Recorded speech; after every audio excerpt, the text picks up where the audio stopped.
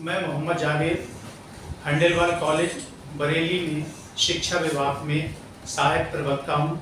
आज हम बीएड प्रथम वर्ष के विषय चाइल्डहुड एंड ग्रोइंग अप, इसको हिंदी में बाल अवस्था एवं विकास कहते हैं, उसके टॉपिक समुदाय या प्रकरण समुदाय, इंग्लिश में इसको कम्युनिटी कहते हैं, इसके बारे में चर्चा करेंगे। समुदाय की हम बात करें तो जैसा कि आप लोग जानते हैं कि समुदाय कभी भी एक व्यक्ति से नहीं बनता है। इसमें ये बताया गया है कि दो या दो से अधिक, मतलब कितने भी लोग हो सकते हैं, एक से अधिक हो तो समुदाय का निर्माण हो सकता है। कुछ समाजशास्त्रियों ने 50 या 50 से अधिक लोगों को उनके मिलकर जो कार्य करते हैं उनके सबके उद्देश्य एक होते हैं, हम की भावना पाई जाती है, उसको उन्होंने समुदाय कहा जाए। इसकी उत्पत्ति किससे हुई? तो जैसा कि हम इसको देख रहे हैं कि समुदाय अंग्रेजी के कम्युनिटी का पर्याय है, जो लैटिन भाषा के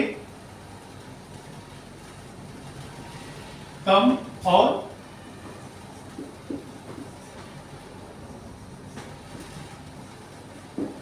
म्यूनिस शब्द से मिलकर बना है। कम का मतलब है सात,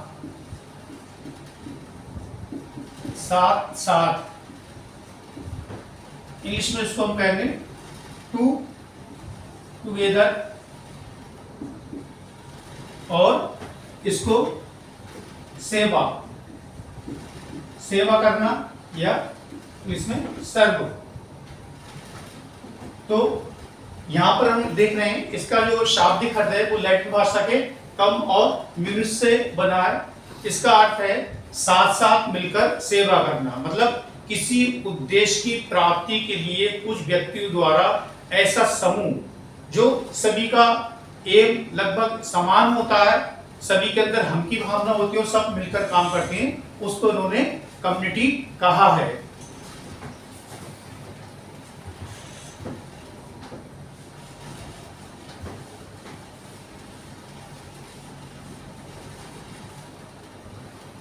इसकी हम बात करते हैं कि अगर इसकी परिभाषा की बात करें तो आगमन और निम्कोव,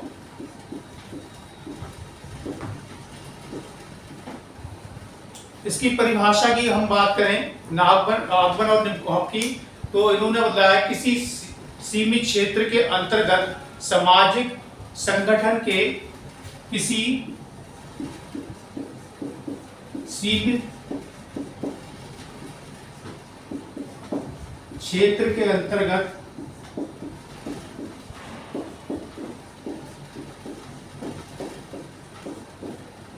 सामाजिक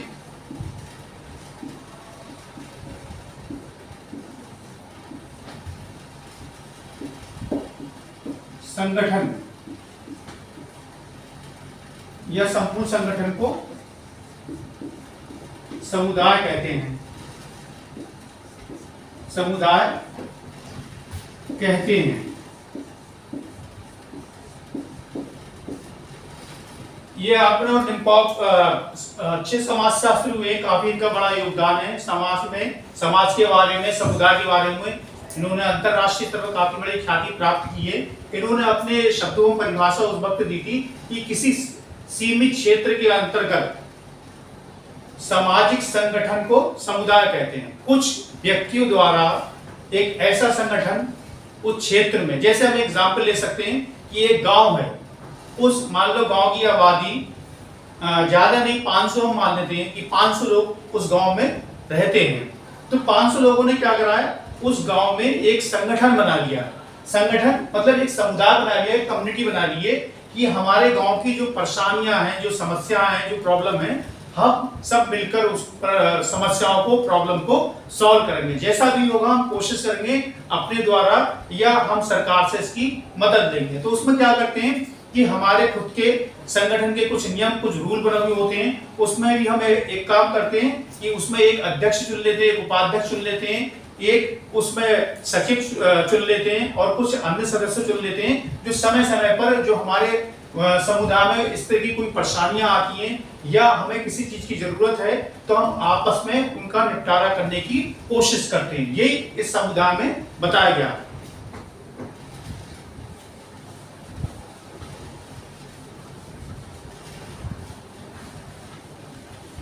अब हम इसकी समुदाय की कुछ विशेषताएं देखते हैं। समुदाय की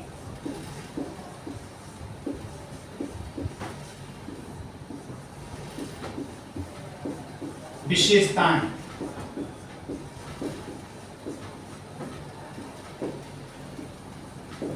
समुदाय की कुछ विशेषताएं पाई जाती हैं, जैसे कि आप देख रहे हैं कि निश्चित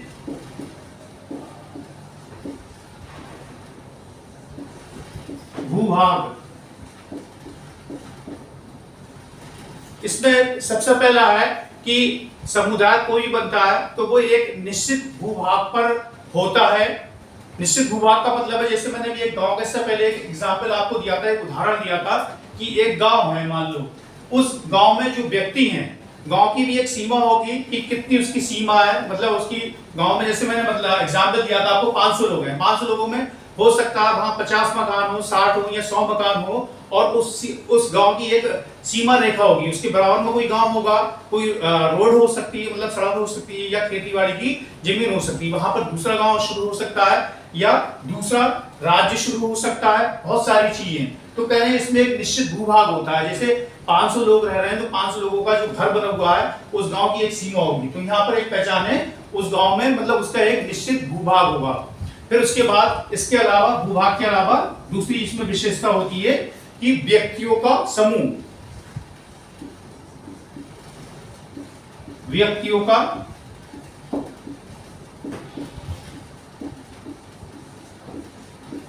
इसमें दूसरी विशेषता है कि निश्चित भूभाग के अलावा इसकी एक विशेषता ये भी पाई जाती है कि इसमें व्यक्तियों का एक समूह होता है।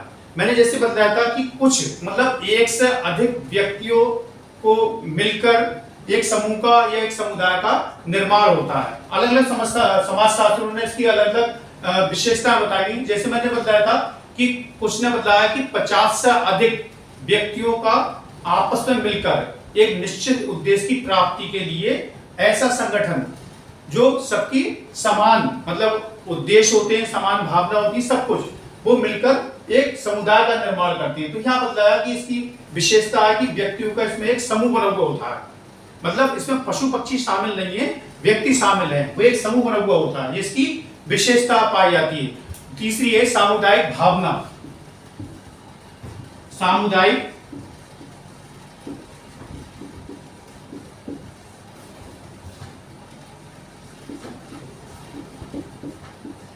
सामुदायिक भावना में क्या है कि इसमें हम ये देखते हैं कि जो समुदाय होता है उनकी जो भावना होती है, हम की भावना, जैसे कि जब आप उस गांव में जाएंगे और आप बात करेंगे आप किस समुदाय के हैं, तो वो व्यक्ति बताएगा हम फला समुदाय के हैं। उसकी अच्छी बुरी कभी कोई बात होती है, मतलब दूसरी गांव में या किसी राज्य में या कहीं और शहर में समुदाय के बारे में, तो उससे जितने भी समुदाय से लोग जुड़े होंगे उनके अंदर एक हम की भावना देखने के लिए मिलेगी कि मेरा समुदाय, हमारा समुदाय।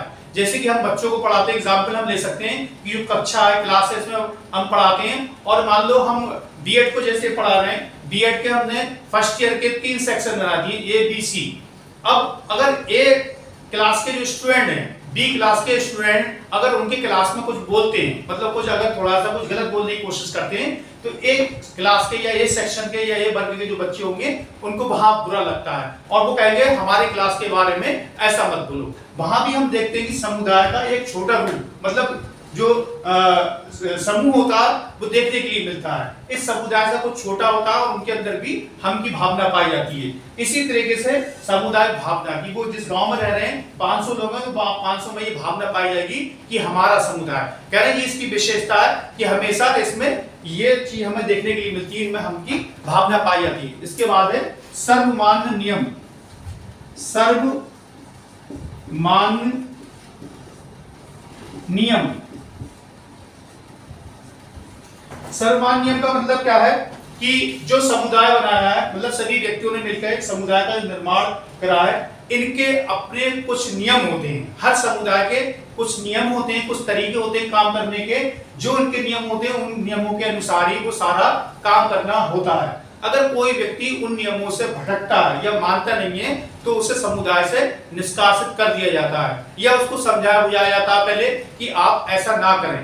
तो ऐसा होता है कई बार कि वो व्यक्ति या तो वहां समझ जाता है या नहीं समझता है, तो अपने आप को समुदाय से अलग कर लेता है। अगला हम देख रहे हैं इसका विशिष्ट नाम। विशिष्ट नाम से मतलब है कि समुदाय का कोई ना कोई एक नाम जो दे रखा होता है। उस समुदाय का नाम, जैसे मान लो हम राम समुदाय रख लें, राम रहीम, या कोई और भी नाम रख सकते हैं उसका समुदाय का। तो एक विशिष्ट नाम होता है और उस नाम के जरिए ही वो लोग जाने जाते हैं कि ये फला समुदाय के व्यक्ति हैं। उसी से उन व्यक्तियों की पहचान बनती है। तो उनका नाम हमेशा में देखने मिलता है कि समुदाय का ये नाम है और इस समुदाय के व्यक्ति कैसे हैं, इनकी क्या समस्या है। कभी कोई बात आती है, कई बार ऐसे होते हैं कि कुछ बड़े स्तर पर समुदाय जो बन जाते हैं, मतलब हम राष्ट्रीय स्तर पर कह सकते हैं समुदाय बन जाते हैं और बहुत सारे सोशल वर्क भी करते हैं। हम गांव के अलावा भी देख सकते हैं कि एक राष्ट्र को भी ले सकते हैं कि वो एक राष्ट्र भी एक बड़े समुदाय के रूप में वो अपने देशवासियों के लिए, देश के लिए, मतलब वो सारे काम करता हूँ कि इसी तरह की हमकी भावना उनके अंदर पाई जाती है, समान उद्देश्य पाए जाते हैं। आगे पड़ती है देश पर जाल निछावर करने के लिए। तो हम, जैसे हमारा भारत देश है, हमारे यहाँ के जितने राज्य हैं, वैसे तो हम अलग अलग राज्यों की गिने जाते हैं, मगर कभी ऐसा होता है कि दूसरा देश हमारे पर अटैक करता है तो हम सारे भारत देशवासी एक हो जाते हैं और सब हम ये कहते हैं उस वक्त कि हम भारतवासी हैं, हमारा भारत है, और सब हम तैयार हो जाते हैं अपने देश की लिए, मतलब उसके लड़ने के लिए, अपने देश को बचाने के लिए और अपनी रक्षा करने के लिए। तो यहाँ पर विशिष्ट नाम कि हमारा जो देश है भारत, वो भी एक बड़े समुदाय के रूप में माना जा सकता है। इसी तरीके से राज्यों को भी हम समुदाय के रूप में ले सकते हैं। अगला है स्थायित्व।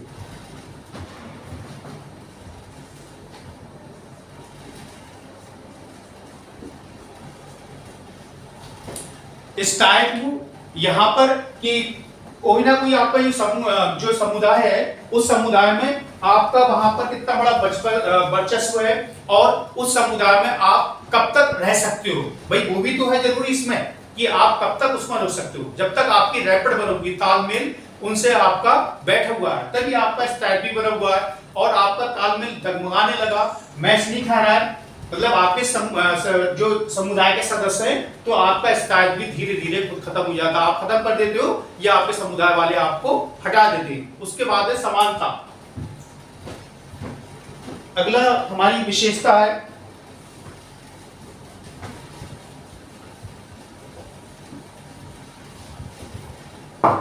अगली विशेषता हमारी समानता। समानता इसमें देखा गया है कि समुदाय में सभी में समानता देखने के लिए मिलती है। मतलब कोई हमारा, जैसे मैंने बतलाया, निश्चित उद्देश्य है। जैसे कि हम जिस गांव में रह रहे थे, जो एग्जाम्पल दिया था, उस गांव में मान लो जो सड़कें थी वो कच्ची सड़कें थी या सड़कें थी वो टूटी टाटी थी। सभी का एक ही उद्देश्य था, समान था बिल्कुल, कि इन सड़कों को पहले हमें नया पड़वाना है सरकार के द्वारा या अपने प्रयासों से, जैसा भी होगा। इसके अलावा और भी समस्या हो सकती है, बिजली की, पानी की, या और भी हो सकती है समस्या। तो सभी की लगभग उस गांव में देखते हैं कि समान सभी की समस्या होती, समानता देखने के लिए मिलती है और उद्देश्य को प्राप्त करने के लिए ये पूरी कोशिश करते हैं। ये तो थी इसकी विशेषताएं।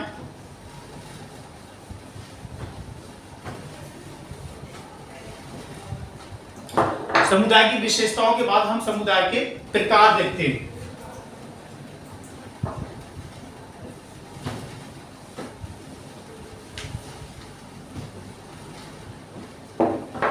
इसके बाद हम बात करते हैं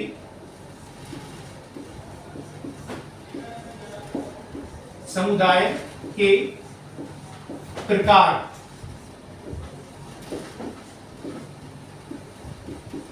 प्रकारों में इसको दो भागों में बांटा है,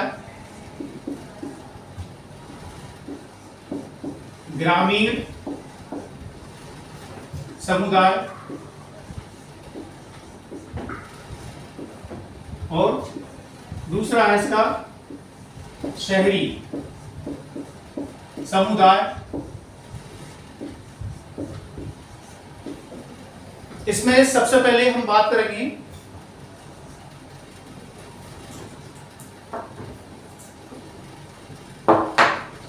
इसकी ग्रामीण समुदाय की। ग्रामीण समुदाय क्या है, जैसे मैंने अभी आपको बतलाया था कि जो गांव है उस गांव में कि या तो सारे गांव के व्यक्ति, मतलब जितने भी उस गांव में मकान हैं, घर हैं, वो सारे व्यक्ति मिलकर एक समुदाय का निर्माण करते हैं। या ऐसा भी हो सकता है कि बड़ा गांव है तो उस बड़े गांव में मतलब 10, 20, 30, 50 गांव के लोग अपने हिसाब से एक समुदाय तैयार कर सकते हैं। ये गांव में कई समुदाय भी हमें देखने के लिए मिल सकते हैं। वहां के लोग, उनमें जितनों में हमकी भावना पाई जाएगी, समान उद्देश्य होगा, तो वो मिलकर एक समुदाय का निर्माण कर सकते हैं। मतलब दो, एक से अधिक जितने भी होंगे वो समुदाय का निर्माण कर सकते हैं। इसकी हम विशेषताओं की बात करें, इसकी ग्रामीण समुदाय की विशेषताएं।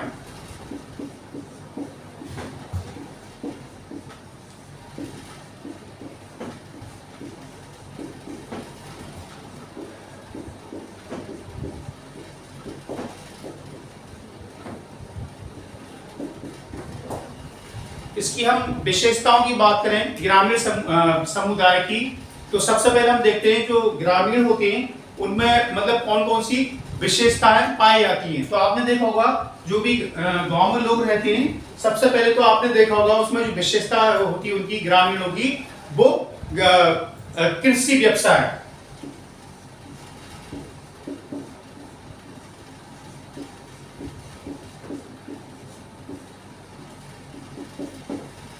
सबसे पहले हम ये देख रहे हैं कि ग्रामीण समुदाय की विशेषता होती है, इसमें हमें देखने के लिए मिलता है कि उनका जो पेशा होता है, मतलब उनका जो काम करने का तरीका, जीवन चलाने के लिए, अपने जीवन को चलाने के लिए क्या होता है, उनका कृषि व्यवसाय। लगभग हमारे देश की, भारत देश की जो जनसंख्या या नागरिक हैं, वो लगभग ऐसा माना जाता है कि 70% जनसंख्या हमारी गाँव में निवास करती है। गाँव में निवास करने वाले अधिकतर लोग पूरी तरीके से ज्यादातर कृषि पर निर्भर होते हैं। कृषि से मतलब वो खेती बाड़ी करते हैं, उनकी खुद की खेती होती है काफी सालों की, और उसकी अपनी खेती नहीं होती है तो वो दूसरों के खेतों में जाकर काम करते हैं। दूसरा, अगर वो काम भी करते हैं तो ऐसा नहीं साल भर वो एक ही काम को करते रहते हैं, कृषि भी वहां करते रहते हैं, मतलब दूसरों खेतों में जाकर या अपनी खेती को, और छोटा मोटा दूसरा काम होता है वो भी करते हैं। और जिनके पास कृषि है, खेती है, वो 12 महीने अपनी कृषि को मतलब करते रहते हैं। वो वहां पर आपने देखा होगा उन लोगों में भी समान भावनाएं, समान उद्देश्य देखने के लिए मिलते हैं। करें इसमें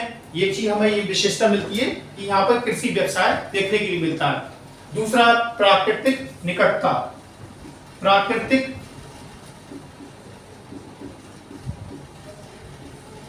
निकट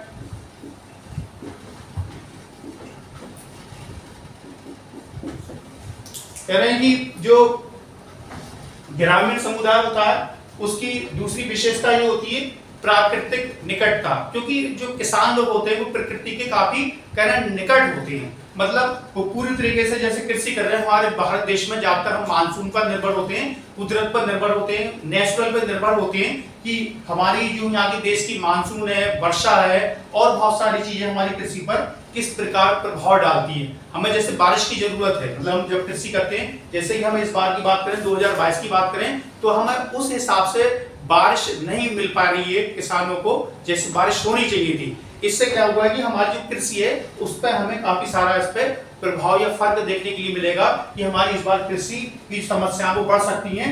तो इसके लिए हम ये कर सकते हैं कि सरकार से इसकी हम मांग करें कि थोड़ा सा हमारी पानी की व्यवस्था कैसी कराई जाए, ट्यूबवेल, कुएं या नदियां, नहर हैं, इसके अलावा और भी जो सहायता हो सके वो सरकार से सहायता की मांग करें, या आपस में मिलकर आसपास में जो किसान लोग हैं अगर उनके यहाँ कोई अगर ट्यूबवेल है, नहर है या नदी है, जो भी पानी की व्यवस्था है, तो वहां से हम पानी की व्यवस्था कराएं। जो प्राकृतिक जो मतलब नेचुरल बिल्कुल फ्री मिला हुआ है उसको हम यूज करें। कह रहे हैं हमेशा किसान उस नेचुरल पर डिपेंड होता है कि उसको किस तरीके से उसका मतलब यूज करना है, उसका प्रयोग करना है। तीसरी है इसकी जातिवाद एवं धर्म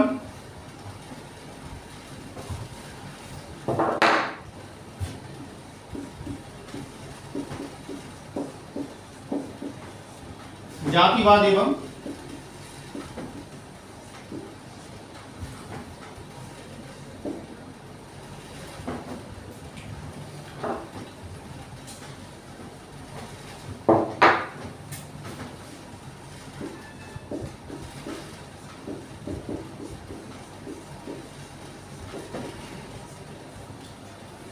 ग्रामीण वासियों में या समुदायों में एक चीज और देख सकते हैं, जातिवाद एवं धर्म में विश्वास। गांव के जो लोग होते हैं वो परंपरागत तरीके से मतलब ज्यादातर जातिवाद पर ज्यादा विश्वास करते हैं कि जाति में हमारा, आप जैसा जानते हैं कि हम समाजशास्त्र के अनुसार देखें, समाजशास्त्र में जैसे हमारे यहाँ बताया गया है कि हमारे देश में लगभग 3,500 जाति और उपजातियां हैं।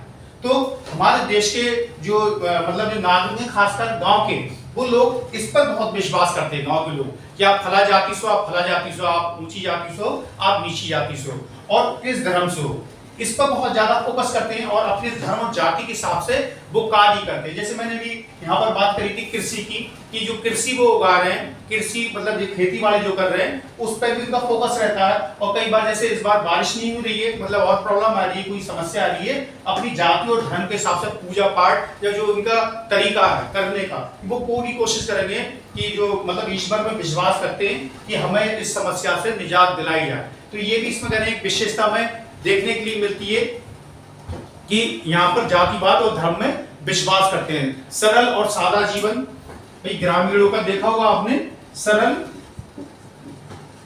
और सादा जीवन।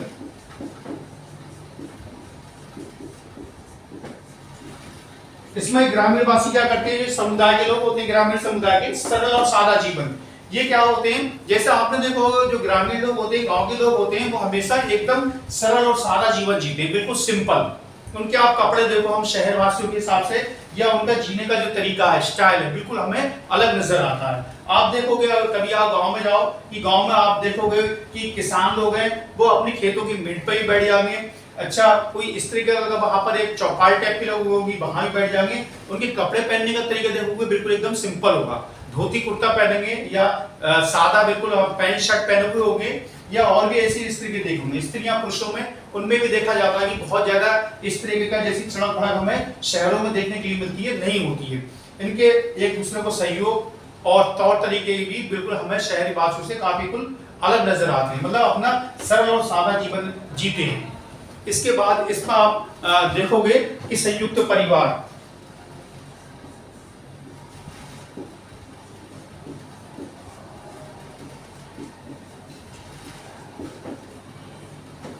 ग्रामीण समुदाय में आप देखोगे कि जो संयुक्त परिवार अधिकतर इसमें देखने के लिए मिलते हैं। वहां के लोग आपस में मिलजुल कर रहना चाहते हैं। ये जैसे मान लो कि एक परिवार है, एक पिता है, पिता के अगर 4 लड़के हैं, 4 लड़के जब बड़े होते हैं और चारों की शादी कर दी जाती है, चारों की जब शादी करती है, चारों के मतलब एक अलग ही परिवार बनते हैं, अलग अलग चारों के, मगर वो चारों परिवार एक साथ मिलकर रहना पसंद करते हैं। और उनके माता पिता भी इस तरीके से उनके जो शादी हुई और पहले से उनके माता पिता या और भी उनके भाई बहन हो सकते हैं साथ में, वो होते हैं। और जो चारों की शादी हुई वो और आगे चल के उनके बच्चों के सब मिलजुल कर एक साथ रहते हैं। तो संयुक्त परिवार हम देखते हैं कि गांव में अक्सर हमें देखने के लिए मिलता है कि संयुक्त परिवार वहां पर पाए जाते हैं, मतलब बड़े रूप में होते हैं। इसमें भी हम देखते हैं सामुदायिक भावना या हम की भावना।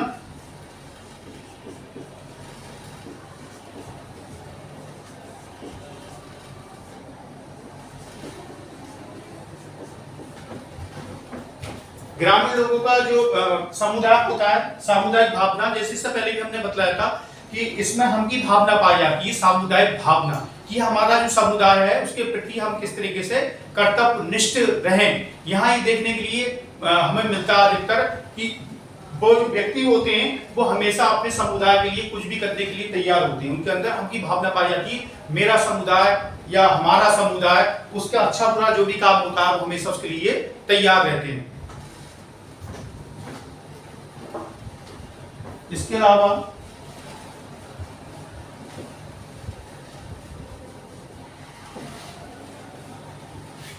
अगला हम देखेंगे इसमें कि परंपरागत परंपरा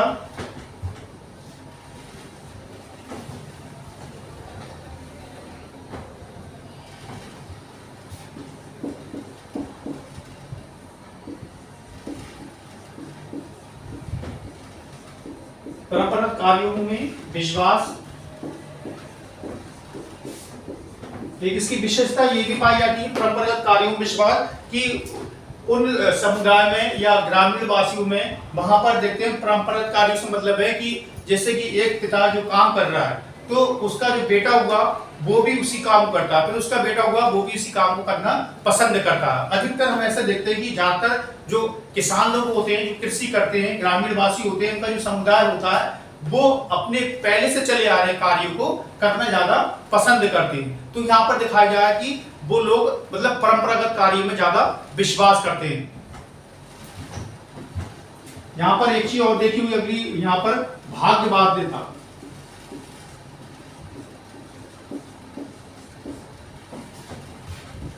भाग्यवादिता में विश्वास। यहां पर एक विशेषता और है भाग्यवादिता में विश्वास की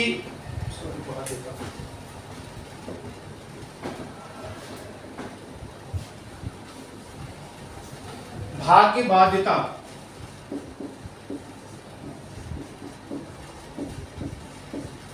भाग्यवादिता में विश्वास। यहाँ पे देखो ग्रामीण जो वासी होते हैं, इनका जो समुदाय बना हुआ है वो भाग्यवादिता में बहुत विश्वास करते हैं। मतलब ये कहते हैं समय समय पर जैसे उन्होंने कुछ काम करा और उस काम में उनको वो सफलता हासिल नहीं हुई तो ये काम में हमारे भाग्य में लिखा हुआ नहीं था, मतलब ये हमारे भाग्य में था ही नहीं, इसलिए हमें नहीं मिला। दोबारा मतलब कोशिश करेंगे, अगर फिर भी मतलब उनको सफलता हासिल होती है तब भी इस बात को बोलेंगे। या कई बार कुछ काम बिगड़ जाते हैं तो वो इस पर विश्वास रखते हैं कि उनके ये भाग्य में नहीं था। तो ये अधिकतर कहने गांव वासियों में या ग्रामीण जो समुदाय होता है उसमें हमें ये देखने के लिए मिलता है। इसके अलावा और भी विशेषताएं होती हैं कि उनमें जैसे हम देखेंगे अधिकतर अभी भी कुछ गांव में ऐसे हैं बहुत पिछड़ हुए हैं, स्त्रियों की जो स्थिति है वो निम्न है।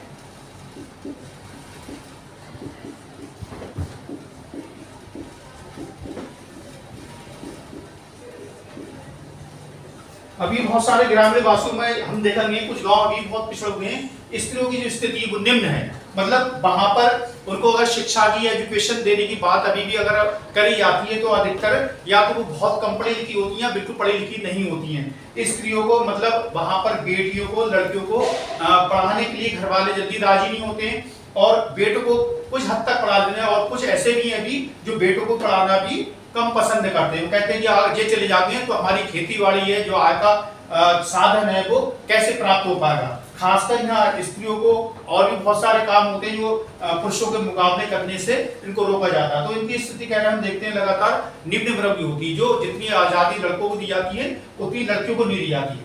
जैसे मैंने बताया कि लड़कों को तो पढ़ने के लिए राजी हो कर लेते जैसे तैसे, आसपास में जो हमारी गवर्नमेंट प्रयास कर रही है स्कूल खोले कि वहां पर लाने का, मगर अभी भी जो लड़कियां उनको इस स्थिति तक या इस लेवल तक लाने में पूरी तरीके से हम सफल नहीं हो पा रहे हैं कि इनको लाकर हम स्कूलों में पढ़ाएं। तो यहाँ पर देख रहे हैं कि ग्रामीण लोगों में अभी भी इनकी जो स्थिति है वो अभी भी निम्न बना हुई है।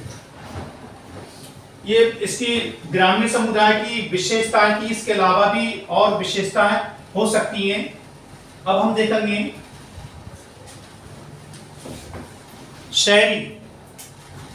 शहरी समुदाय।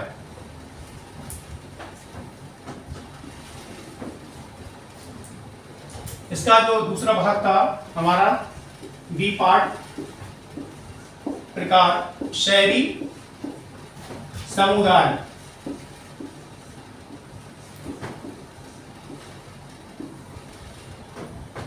शहरी समुदाय में हम देखते हैं कि जैसे शहर है, जैसे हम लोग बरेली के रहने वाले हैं, आपने यहाँ देखा होगा बरेली में बहुत सारे समुदाय बने हुए हैं, कम्युनिटी बनी हुई है अलग अलग गांवों से। और वो कम्युनिटी इसलिए बनी हुई है कि किसी निश्चित उद्देश्य को प्राप्त करने के लिए एक उन्होंने संगठन बना रखा हो, ऑर्गेनाइजेशन और समुदाय का उसको रूप दे रखा है। उसमें लगातार लोग जुड़ते जाते हैं। कोई समस्या आ रही है तो वो लोग उस समस्या को देखते हैं और वो सारे लोग उस समस्या का समाधान करने की पूरी कोशिश करते हैं। जैसे मान लो कि बरेली में सबसे ज्यादा जो समस्या, मान लो कि सड़क खराब है हमारे यहाँ गलियों की, तो गलियों की सड़कें खराब है, उसके लिए क्या करेंगे कि उस मोहल्ले के कुछ व्यक्ति हो सकते हैं या शहर के कुछ ऐसे हो सकते हैं जो सामाजिक कार्य करता है, वो एक समुदाय बना लेंगे और समुदाय बनाने के बाद अपने उसका जिम्मा अपने ऊपर ले लेंगे कि इसको हम पूरी तरीके से इस समस्या का समाधान करेंगे और वो पूरी कोशिश करते हैं। इसकी हम कुछ विशेषता इसकी देख सकते हैं, शहर की शहरी समुदाय की विशेषताएं।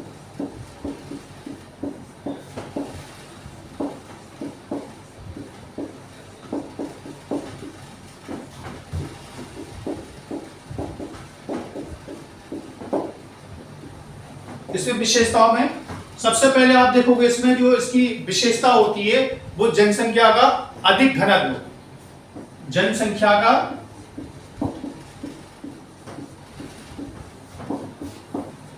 अधिक घनत्व। भाई जो शहरी लोग होते हैं या शहर जो भी होते हैं, हम उसमें देखते हैं कि जो जनसंख्या गांव के मुकाबले में वो बहुत ज्यादा मात्रा में पाई जाती है। आपने देखा होगा कि बहुत सारे जो व्यक्ति हैं वो गांव से निकलकर जब शहरों में जाते हैं, शहरों में पढ़ते लिखते हैं, वहां पर वो नौकरी करने लगते हैं, या कुछ व्यक्ति ऐसे होते हैं कि गांव में उनको 12 महीने काम नहीं मिल पाता है, वो अपनी रोजी रोटी कमाने के लिए शहर में आ जाते हैं। इसके अलावा और भी बहुत सारे कारण होते हैं कि वहां पर लगातार जनसंख्या हमें बढ़ते हुए या उनका घनत्व ज्यादा नजर आता है। जैसे गांव तो छोटे छोटे जो होते हैं उसमें 2000, 3000, 5000, 500 इस तरीके से जनसंख्या देखने मिलती है। हमारे देश की बात करें तो इसमें हम देखते हैं लाखों में जनसंख्या शहरों में पहुंच जाती है। तो यहाँ पर हम देखते हैं कि इसकी जो विशेषता है शहर की, कि यहाँ का जो जनसंख्या घनत्व है वो अलग है।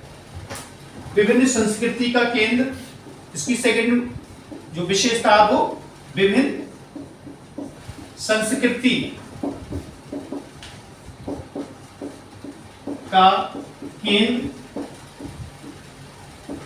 इसमें दूसरी इसकी विशेषता है शहर की, इसमें विभिन्न संस्कृति का केंद्र। यहाँ पर आप लोगों ने देखा होगा कि जो शहर में जो लोग रहते हैं वो उनकी जो संस्कृति होती है, जैसे मैंने शहर की बात करी, मान लो हम बरेली में रह रहे हैं तो बरेली में एक तो हमें बरेली के लोग मिल जाएंगे उत्तर प्रदेश के, यहाँ पर मुंबई के लोग भी हो सकते हैं, बिहार के लोग भी हो सकते हैं, राजस्थान के लोग भी हो सकते हैं, और वो सब यहाँ पर रह रहे हैं। और सभी के आपने देखो हमारे देश में जो संस्कृति है काफी कुछ अलग है। जैसे राजस्थान की हम बात करें, वहां की कपड़े की पहनावे की बात करें, और हम उत्तर प्रदेश के कपड़े की, चाहे मेल हो चाहे फीमेल हो, उनकी कपड़ों की पहनावे की बात करें बिल्कुल अलग नजर आती है, या उनकी भाषा की बात करें बिल्कुल अलग नजर आती है। तो यहाँ शहर में हम देखते हैं कि विभिन्न संस्कृतियों का एक केंद्र बना हुआ होता है, मतलब अलग अलग संस्कृति के लोग यहाँ पर निवास करते हैं। औपचारिक संबंध,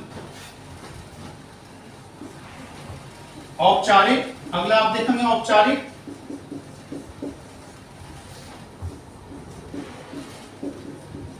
औपचारिक संबंध में क्या है कि जो शहरी लोग होते हैं वो इतना ज्यादा, जैसे हम गांव के अंदर देखते हैं कि एक भाईचारे वाली भावना पाई जाती है, यहाँ पर इतना हमें देखने के लिए बहुत ज्यादा देखने के लिए शहर के अंदर नहीं मिलता। वो जो संबंध बनाते हैं वो एक तरीके से औपचारिक होते हैं, मतलब अपने काम से काम रखना है कि अपना काम निकल जाए, उसके बाद हमें कोई मतलब नहीं है। तो यहाँ पर औपचारिक संबंध बनाते हैं, बस अपने उद्देश्य है उस उद्देश्य की हमारी पूर्ति हो जाए, उद्देश्य की पूर्ति होने के बाद में हमें उस व्यक्ति से कोई मतलब नहीं जिससे हमारा उद्देश्य की पूर्ति हुई है। यहां हम देखते हैं, और चौथा इसका हेडिंग है अंधविश्वासों में कमी।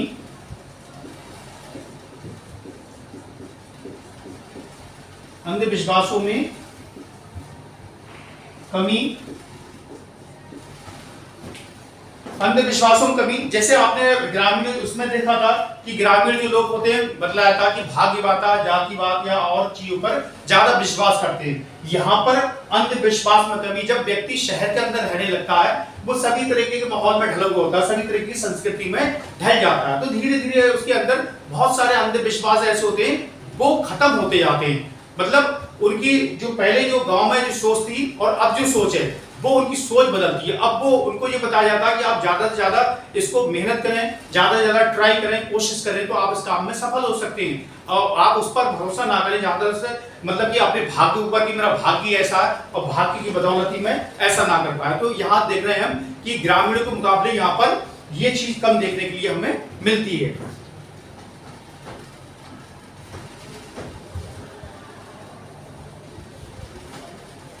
पांचवा इसका हम देखें, आवास की समस्या।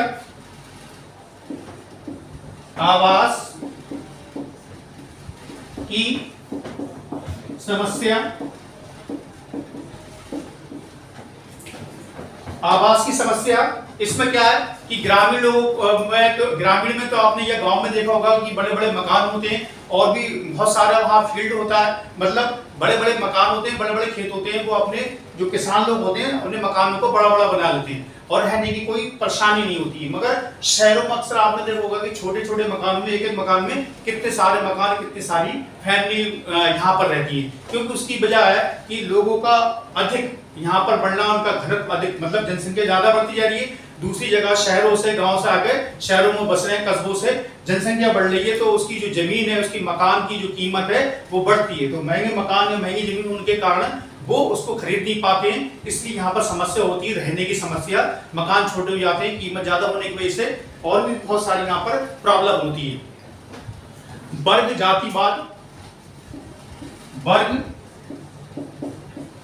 जातिवाद, देखो हमने देखा था कि जो गांव के लोग थे वहां पर क्या था, वहां पर जाति और धर्मों में विश्वास था। अब यहाँ पर थोड़ा सा चेंज होता है शहर में आके कि वर्ग और जातिवाद। शहर में आके अब लोग धर्म पर इतना विश्वास नहीं, वो वर्ग बना लेते हैं, ग्रुप, और ग्रुप वो किसी भी जाति के हो सकते हैं, धर्म के हो सकते हैं, जाति और धर्म के हो सकते हैं। यहाँ पर कि वो जाति के हिसाब से वर्ग बना सकते हैं कि क्या जाति के, और विभिन्न जातियों को मिलकर भी वो एक ग्रुप या एक वर्ग का निर्माण कर लेते हैं। ये देखने के लिए हमें मिलता है किसी समस्या का समाधान करने की या उद्देश्य पूर्ति करने के लिए ये लोग ऐसा करते हैं। श्रम विभाजन।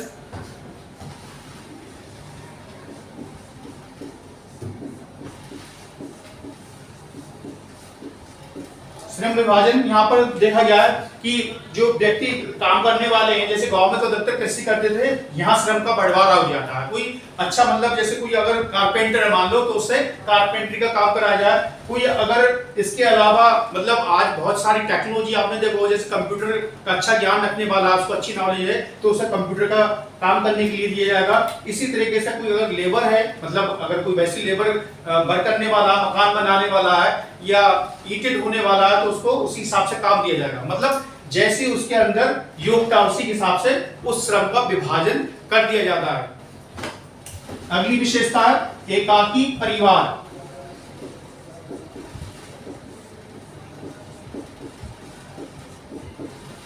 एकाकी परिवार से मतलब यहाँ पर हमने जैसे वहां पर देखा था कि संयुक्त परिवार हुआ करते थे गांव में, और यहाँ पर क्या है, एकाकी परिवार। अधिकतर जो परिवार होते हैं वो एकाकी परिवार में महत्व रखते हैं। इसका कारण ये है कि कुछ व्यक्ति ऐसे होते हैं, जैसे मैंने एग्जाम्पल दिया था कि एक व्यक्ति था, उसके 4 लड़के थे, 4 लड़कों की शादी हुई। पहले तो वो गांव में रह रहे थे, अब गांव में समस्या बढ़ने लगी, मतलब रोजगार को लेकर या और किसी चीज को, पढ़ाई को लेकर। एक उसमें से परिवार ऐसा होता है कि वहां से आकर शहर में बस गया, मतलब 3 तो वहीं रह गए परिवार, उस व्यक्ति के जो 4 लड़के थे, और एक परिवार ऐसा था शहर में आके बस गया। अब वो क्या है, एकाकी अपना जीवन जीना पसंद करता है, क्योंकि शहर में आके उसे बहुत सारी जो गांव में समस्या थी उन समस्याओं से निजात मिल जाता है। जैसे बच्चों की पढ़ाई आराम से करा पाता है, शहर में स्कूल होते हैं, हेल्थ को लेकर अच्छे हॉस्पिटल्स मिल जाते हैं, और भी बहुत सारी परेशानियां थी वो दूर हो जाती है। अब वो अकेला रहना पसंद नहीं करता, गाँव में जल्दी जाना पसंद नहीं करता है। अगला इसका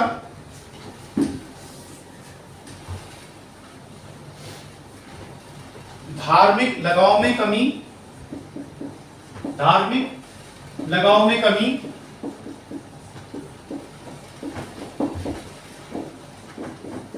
जैसे हम वहां देखते थे, अभी इसकी विशेषता धार्मिक लगाव में कमी। वहां देखते थे गांव में कि अधिकतर लोग जातिवाद और धर्म को लेकर बहुत ज्यादा विश्वास करते थे।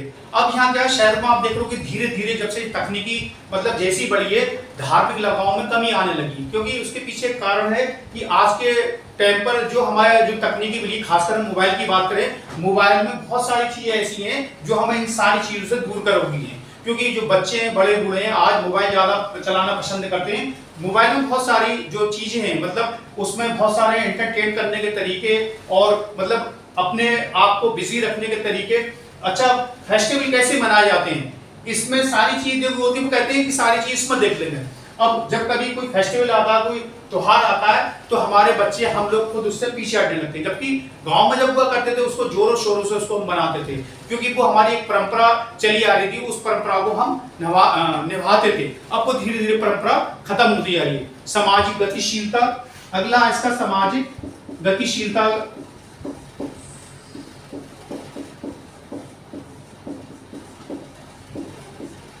शहर में आ गए सामाजिक गतिशीलता, मतलब शहर में आ गए, देखें हम यहाँ पर ग्रुप डायनामिक कि जो व्यक्ति हैं अब गतिशील हो जाते हैं, मतलब औरों को जानना शुरू करते हैं कि अब जो गांव तक सीमित नहीं है, ये देखते हैं गांव से निकलकर शहर में तो ऐसा ऐसा होता। हमने कुछ मतलब अब तक जो गांव में हमने देखा था वो तो शहर में बहुत कुछ अलग है। जैसे कि गांव में बहुत सारी ऐसी प्रॉब्लम थी धर्म और जाति को लेकर, एक दूसरे से हम दूर रहना पसंद नहीं करते थे। अब यहाँ पर क्या हुआ कि सभी तरह के धर्म जाति के लोग मिल रहे हैं, विभिन्न संस्कृतियों के लोग हमसे मिल रहे हैं, और सभी के साथ आज हम क्या कर रहे हैं कि उनसे मतलब गतिशील हो रहे हैं, एक दूसरे से हम संबंध बना रहे हैं, सारे कार्य कर रहे हैं।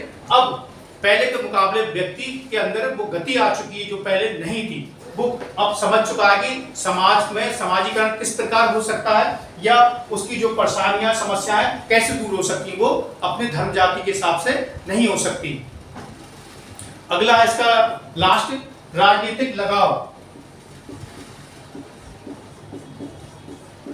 राजनीतिक लगाव ये इसकी आखिरी हम विशेषता बता रहे हैं। राजनीतिक लगाव, आपने देखा होगा कि गांव के लोगों को इतना मतलब नहीं होता कि बहुत ज्यादा राजनीति में वो लगाव रखते हों, क्योंकि वहां पर इतनी सारी ऐसी मतलब ना तो राजनीति होती शहरों की तरह और ना बहुत सारे ऐसे काम होते, मगर शहर में आके बहुत सारे लोग होते हैं वो राजनीति में इन्वॉल्व होना शुरू हो जाते हैं। वो देखते हैं कि अरे राजनीति में बहुत सारा पैसा है, कुछ दबंगगिरी है और भी बहुत सारी चीजें हैं, तो यहाँ पर आगे वो उसमें इंटरेस्ट लेना शुरू कर देते हैं। कुछ लोग तो ऐसे होते हैं गाँव में तो बिल्कुल खामोश थे, मगर उन राजनेताओं में रहकर वो बहुत सारी ऐसी चीज सीख जाते हैं कि उनको वो अच्छी लगने लगती है राजनीति, और आगे चलकर उनमें से बहुत सारे ऐसे होते हैं कि वो अच्छे राजनेता बन जाते हैं। इसके अलावा बहुत सारी विशेषता हो सकती हैं। फिलहाल हम इसको यहीं पर खत्म करते हैं। धन्यवाद।